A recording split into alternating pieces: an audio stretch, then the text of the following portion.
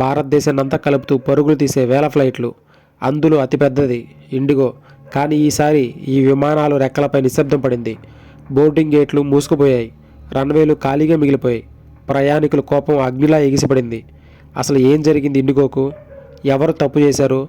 ఒకే రోజు 1000కు పైగా ఫ్లైట్లు ఎందుకు రద్దయ్యాయి? ఈ గందరగోళం వెనుక అసలు నిజాలు ఏమిటి తెలుసుకుందాం పదండి. ఈరోజు ఆకాశం ఎందుకు నిశ్శబ్దమైంది?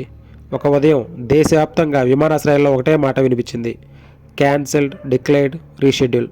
ప్రయాణికులు కౌంటర్ల వద్ద గుమ్ముగూడి కేవలం ఒక ఫ్లైట్ కోసం కాదు, తమ నమ్మకానికి సమాధానం కోసం ఎదురుచూశారు. నవ్వుతూ ప్రయాణం మొదలుపెట్టిన కుటుంబాలు బోర్డింగ్ పాస్ చేతులు ఆగిపోయాయి. గంటల తరబడి బోర్డింగ్ గేట్స్ ముందు బందీలైపోయారు. క్రైసిస్ వెనుకున్న అసలైన నిజమేంటి? ఇది చిన్న సమస్య కాదు. ఇది ఒక కారణం వల్ల కూడా కాదు. ఇది అంతర్గత తప్పిదాలు, ప్రభుత్వ నియమాలు, భారీ ప్లానింగ్ లోపాలు ఇవన్నీ కలిసి తయారైన ఒక పెద్ద తుఫాను. కొత్త పైలట్ డ్యూటీ రూల్స్. అసలు బాంబు ఇదే. నవంబర్ నుంచి డీజీసీఏ కొత్త నియమాలు పెట్టింది. పైలట్లకు ఎక్కువ విశ్రాంతి, రాత్రి డ్యూటీల్లో కఠిన లిమిట్స్, సుదీర్ఘ పని గంటల కట్టడి. కానీ ఇండిగో మాత్రం ఈ మార్పుకు సిద్ధంగా లేదు. బయట కనిపించేది కేవలం ఒక విమానం, కానీ ఆ విమానం వెనుక ఉండేది ప్లానింగ్, సిబ్బంది, టైం, డ్యూటీ, విశ్రాంతి ఇవన్నీ అల్లాడిపోయాయి. ప్లాన్ ఉంది, ప్యాసింజర్స్ ఉన్నారు, కానీ పైలట్ లేడు. అలా ఫ్లైట్లు ఒక్కొక్కటిగా నేలపాలయ్యాయి. సిబ్బంది కొరత అస్సలు కారణం. కొత్త రూల్స్ వల్ల ఎన్నో విమానాలు క్రూ నాట్ అవైలబుల్ అని గ్రౌండ్ అయిపోయాయి. విమానాశ్రయం దగ్గర నిలబడి ప్రయాణికులు విన్న నిజమైన ఒకటే ఒక మాట: సార్, క్రూ లేదు, ఫ్లైట్ ఆపరేట్ చేయలేం. Winter fog. నెమ్మదిగా పేలిన మరో బాంబు. ఢిల్లీ, లక్నో, చండీగఢ్ ఫాగ్లో విజిబిలిటీ కారణంగా గంటల కొద్దీ రన్వేలు నిలిచిపోయాయి. ఒక ఫ్లైట్ లేట్ అవగానే దాని తర్వాత 5 ఫ్లైట్స్ కూడా నిలిచిపోయాయి. టెక్నికల్ డిలేస్, గ్రౌండ్ హ్యాండ్లింగ్ లోపాలు, ఎయిర్ క్రాఫ్ట్ చెకింగ్ ఆలస్యం, టర్న్ అరౌండ్ టైములు పెరగడం, స్టాఫ్ సీమ్లెస్ ఇవి కలిసిపోయాయి. ఎయిర్పోర్ట్ మొత్తం చైన్ రియాక్షన్ డిలేస్తో కూలిపోయింది. ప్రయాణికులు అనుభవించిన నరకం. విమానాశ్రయాల్లో కనిపించే చిత్రం కేవలం ఒక సమస్య కాదు, ఒక దుస్థితి.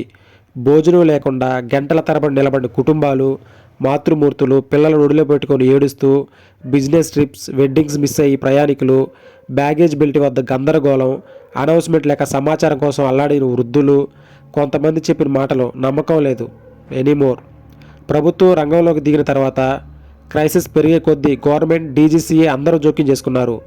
ఇండిగోకి షోకేస్ నోటీస్, వివరాల కోసం సమన్లు, ఎఫ్డిటిఎల్ రూల్స్కి తాత్కాలిక వెసులుబాటు, ఫ్లైట్స్ రీస్టోర్ చేయమని కఠిన ఆదేశాలు, ప్యాసింజర్కి full refund, no charge reschedule.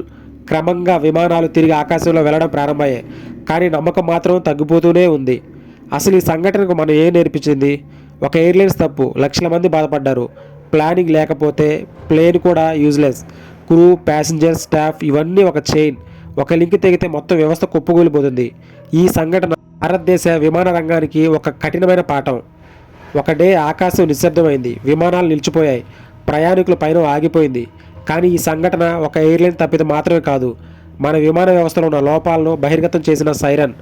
మన ప్రయాణం సురక్షితంగా ఉండాలి, మన సమయం విలువైంది, మన నమ్మకం అత్యంత ముఖ్యమైనది. ఆకాశంలో రెక్కలు తిరిగి ఎగరవచ్చు, కానీ ప్రయాణికుడి నమ్మకం మాత్రం ఒక్కసారి విరిగితే మళ్ళీ కరగడం చాలా కష్టం.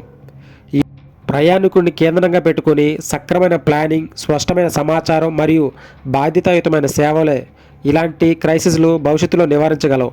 మీరు ఈ సంఘటనలో ఇబ్బంది పడ్డారా? మీ అభిప్రాయాలు కామెంట్ తప్పకుండా రాయండి. ఈ వీడియో మీకు నచ్చితే లైక్ చేయండి. ఇలాంటి ఇన్ఫర్మేటివ్ వీడియోస్ కోసం మన ఛానల్ సబ్స్క్రైబ్ చేయండి. Thank you for watching.